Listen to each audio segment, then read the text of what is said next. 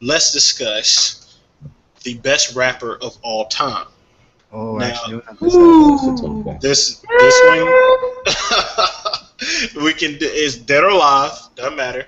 Um, we'll let's go with Gary on this one. We'll start with you, sir. Okay, I thought a long time about this. It was really tough trying to decide. I had to go with Eminem, man. I know it's the cliche answer, but as far as lyricism goes, his early projects, like he's just on another level to, anybody I've heard, period, in hip hop. Like when M is at his best, like there's no matching him. So, I mean, another name I was thinking of was Big L because he's one of my all-time favorites.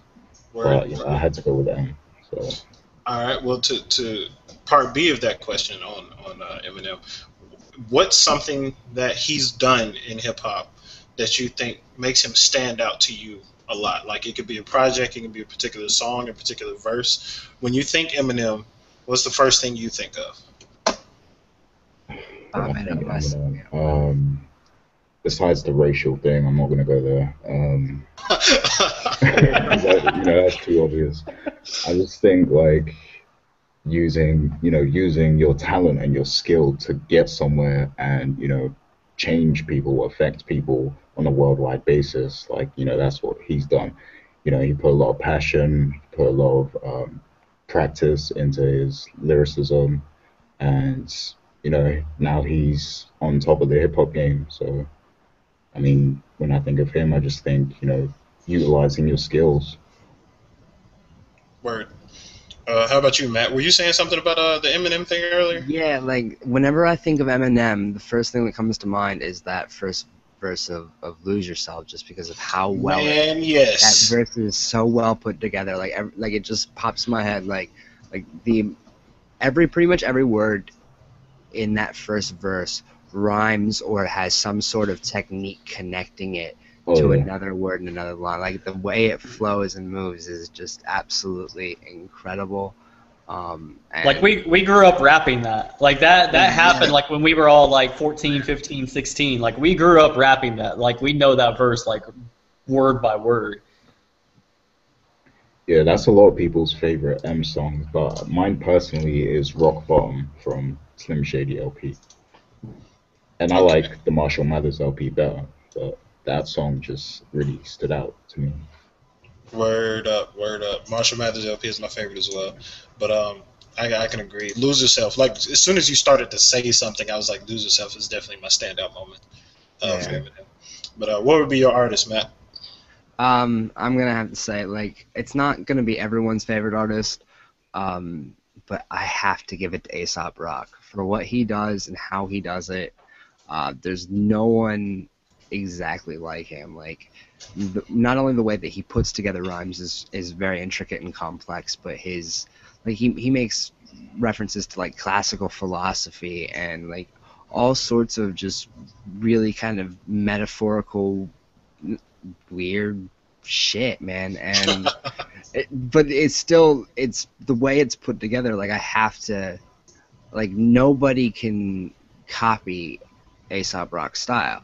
Like you can't really like I can't think of anyone else that can put words together in such a fashion and um, have it sound anything remotely like Aesop Rock. Like I've heard artists try, and it often sounds like nothing. Like it's poorly imitated, but Gotcha. Aesop's just kind of does what he does, and I love it. It's my favorite. And what's your standout for Aesop? I stand out for Aesop. Um, he did an album in 2001 called Labor Days, and Labor Days is just chocked full of eh, really good tracks from start to finish. The production's all done by a guy named Blockhead. I love the production work all throughout it. Aesop's got like an insane flow, and I remember somebody handed that to me when I was in high school, and I've never stopped listening to Aesop Rock. Aesop Rock is one of the reasons like was one of the first artists that made me step back and go, huh, it's not all about like bitches, ass, and anything like that. Boasting like A$AP Rock is what made me fall in love with hip hop. Really, like.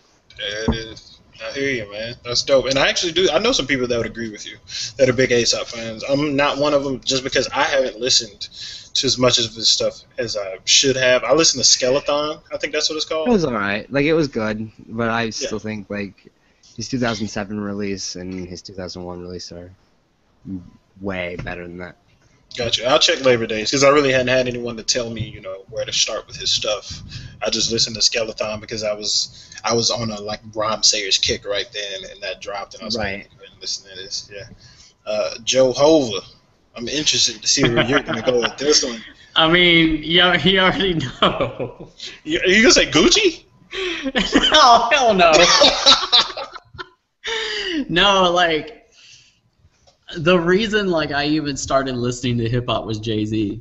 Like, before that, I grew up in a household, like, my mom listened to R&B music, so, like, I was, I listened to, like, TLC and Prince and Michael Jackson, that kind of stuff.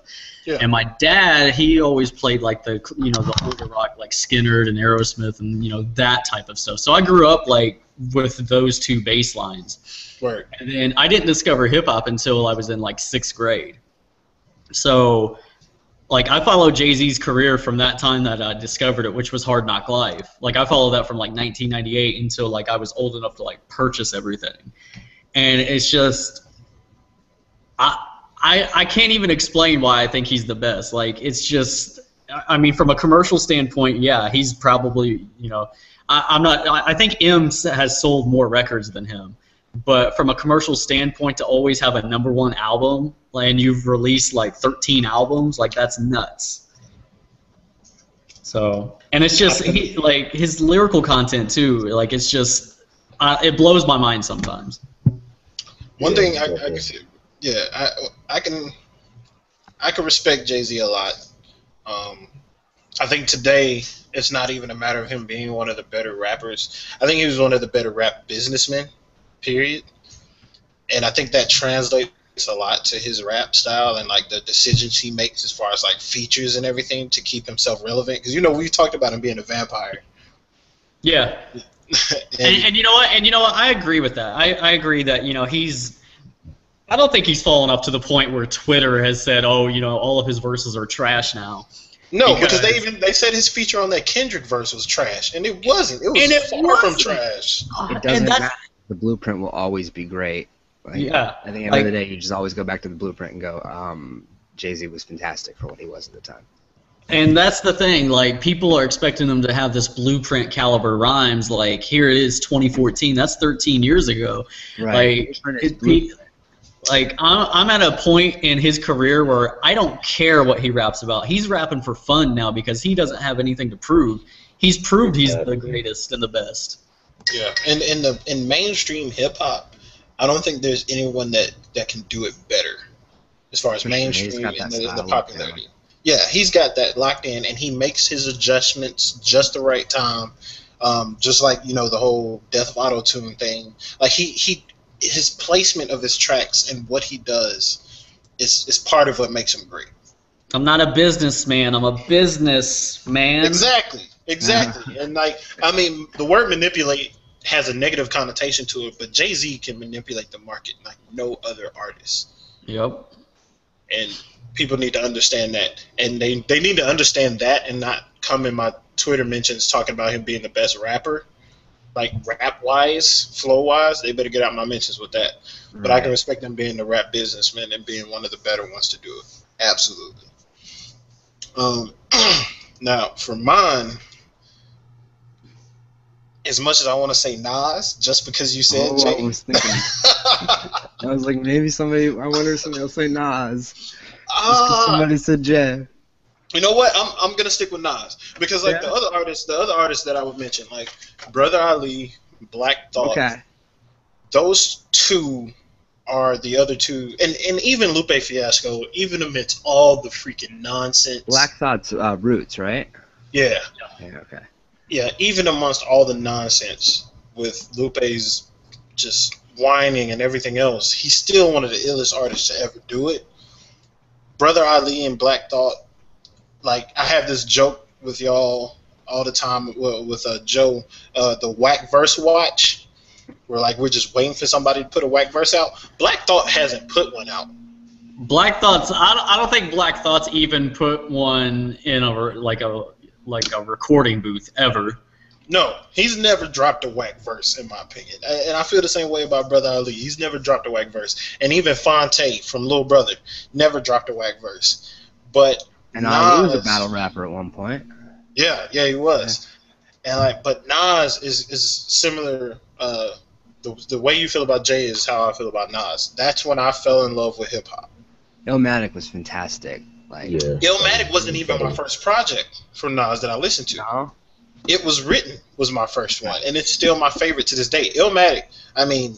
And you know what's crazy? Like, we've been seeing a lot of people talk on Twitter recently that It Was Written is better than Illmatic. No way.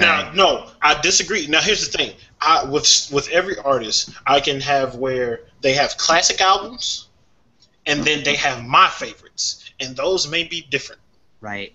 And I can recognize when one album is better by its influence, because Illmatic is incredible. It is one of the staples and foundations of hip hop, in my opinion. But I enjoyed personally It Was Written more for the things that I related to and what I heard at that time. That's why I like it more. Like with Jay-Z, Reasonable Doubt is ill, but that's not my favorite album from him. That actually kind of fluctuates between Blueprint and the Black Album. Those are like the top 3 J albums. Like any J fan is going to say that those are the top 3 J albums, and they could go in a different order every day. American Gangster too. A lot of people forget about American Gangster. Like there's between Jay-Z and Nas, there's 2 albums that people always forget about. Nas, Distant Relatives. Everybody forgets about that freaking album. That's the one with the Marley brother. Oh yeah. That album was a pretty good record too. Is dope, and I put that up there with one of his classics. People forget about it. And then there's obviously with Nas, there's the infamous Untitled. We're not going to talk about Untitled though. All right, I liked Untitled. I hated Untitled, man. Did you? I actually enjoyed it. I actually didn't mind it. I couldn't stand Untitled. Really? Dude. But Yeah. What didn't you like about Untitled? It was too much mainstream. Like I can deal with some mainstream in your music, but it was a little bit too much. It was too much mainstream. It was too much like the mainstream politics and stuff, and like the Chris Brown feature was horrible to me. Just that kind of stuff, and some of the beats. Which with Nas, beats are always an issue for the most part. Beats are always going to be an issue with Nas. Yeah, beats are always going to be an issue, except for on Distant Relatives. Distant Relatives was perfect sonically, in my opinion. But yeah, I just couldn't listen to it. Like there weren't any songs on there on Untitled that I just had to keep hearing over and over. I was like, I gave it a listen once or twice, and then I was done. You know what? That makes sense. That makes sense because that's the same way Jay's Kingdom Come was for me. Yeah, Kingdom Come, and you know what? People bashed the hell out of Kingdom Come. It wasn't that bad. It was bad. It was bad. It wasn't like I don't think that was his worst project. But it was better than people make it out to be. But it's the same situation as Untitled. There's nothing on it that make you have to go back and listen to it, other than maybe Beach House, because I thought Beach House is that what it's called? Beach Chair. I thought that was a really dope song. That was good. Minority Report with Neo was pretty good too. Yeah, Minority Report. I forgot about that one. Those are pretty good tracks. But yeah, I don't have to go back to that one at all. Do y'all think that Reasonable Doubt is Jay-Z's best project? Blueprint. You know what? It's my favorite, but not his best. Blueprint's his best. Gotcha. You agree, Matt? Yeah, I think Blueprint's his best. Word. And Joe, being a Jay fan, did you listen to a lot of Nas, or did you go by the Twitter divide where you can only be a fan of one of them? No, you know what? I own just as many Nas albums as I do Jay albums. Same. Actually, I don't own more Nas. But I am pissed off that I bought Street's Disciple. Man, get over that. Streets No. Disciple, dope. No, that was awful. No, it was not awful, man. I was That- listening to Nas rap over his dad playing a damn kazoo saxophone. Nostradamus, I Am, those are his bad albums. And I think there's one more. I can't remember what the other one is. Streets Disciple, that's what it is. No. I disagree, dude. Streets Disciple is one of the better dual albums, man. And not many people can pull that off.